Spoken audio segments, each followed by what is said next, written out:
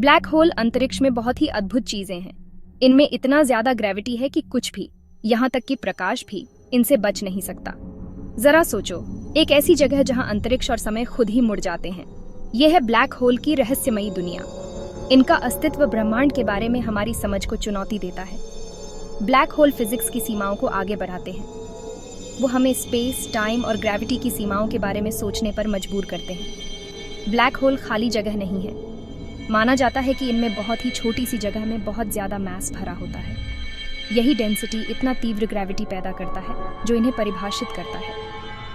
Black hole का अध्ययन universe के सबसे चरम वातावरणों की अनोखी झलक देता है। इन ब्रह्मांडीय दिग्गजों को समझकर फिजिक्स के बुनियादी नियमों को और गहराई से समझ पाते हैं। ब्लैक होल शब्द कंपैरेटिवली नया है।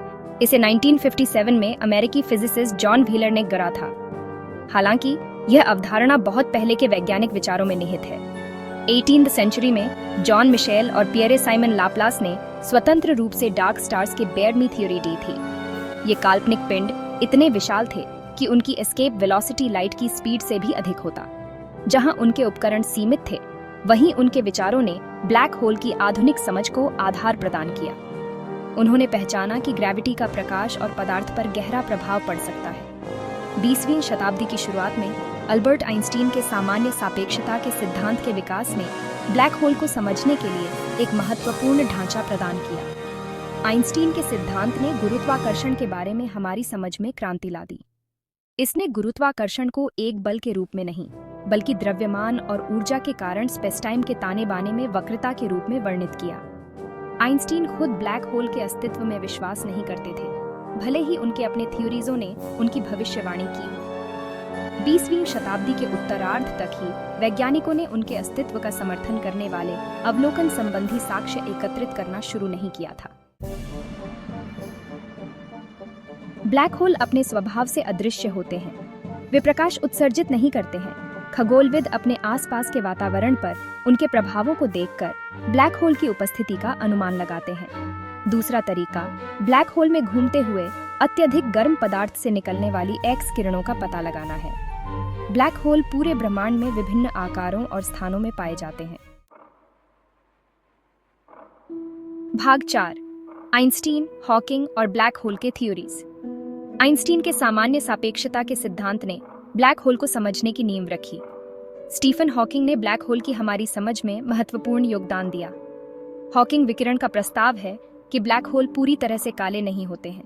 ब्लैक होल केवल 3 गुणों की विशेषता है: द्रव्यमान, विद्युत आवेश और स्पिन।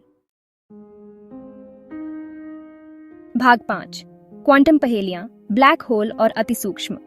क्वांटम भौतिकी, अतिसूक्ष्म का अध्ययन ब्लैक होल को समझने में महत्वपूर्ण भूमिका निभाता है।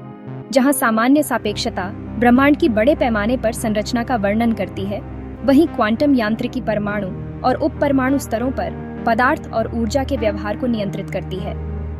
आधुनिक भौतिकी की सबसे बड़ी चुनौतियों में से एक इन 2 मूलभूत थ्योरीजों का सामंजस्य बिठाना है। ये ब्लैक होल जैसे चरम वातावरणों में विशेष रूप से सच है, जहां गुरुत्वाकर्षण और क्वांटम दोनों तरह के प्रभाव महत्वपूर्ण होते हैं। ब्लैक होल का घटना क्षितिज भौतिकविदों के लिए एक गहन पहेली प्रस्तुत करता है। सामान्य सापेक्षता के अनुसार जो कुछ भी घटना क्षितिज को पार करता है, वह अनिवार्य रूप से केंद्र में विलक्षणता में खींच लिया जाता है, जहां इसे एक असीम रूप से छोटे बिंदु तक कुचल दिया जाता है। हालांकि क्वांटम यांत्रिकी का सुझाव है कि जानकारी को नष्ट नहीं किया जा सकता है। सामान्य सापेक्षता और क्वांटम यांत्रिकी के बीच यह टकराव ब्लैक होल के बारे में हमारी अधूरी समझ को उजागर करता है। यह क्वांटम गुरुत्व के एक नए एकीकृत सिद्धांत की आवश्यकता की ओर इशारा करता है, जो सबसे मौलिक स्तर पर पदार्थ और गुरुत्वाकर्षण के व्यवहार का वर्णन कर सके। भाग 6, ब्रह्मांड को उजागर करना, ब्लैक होल और उसके पार। ब्लैक होल ब्रह्मांडीय प्रयोगशालाएं हैं जो हमें ब्रह्मांड के बारे में अपनी समझ की सीमाओं का परीक्षण करने की अनुमति देती हैं। इन गूढ़ पिंडों का अध्ययन करके हम भौतिकी के बुनियादी नियमों और चरम परिस्थितियों में गुरुत्वाकर्षण के काम करने के बारे में अंतर्दृष्टि प्राप्त करते हैं। ब्लैक होल के अध्ययन के निहितार्थ गैलेक्सियों के विकास की हमारी समझ के लिए हैं। गैलेक्सियों के केंद्रों में दुबके हुए सुपरमैसिव ब्लैक होल को उनकी मेजबान गैलेक्सियों के निर्माण और विकास में महत्वपूर्ण भूमिका निभाने वाला माना जाता है। ब्लैक होल हमें अंतरिक्ष और समय की प्रकृति का अध्ययन करने का एक अनूठा अवसर प्रदान करते हैं।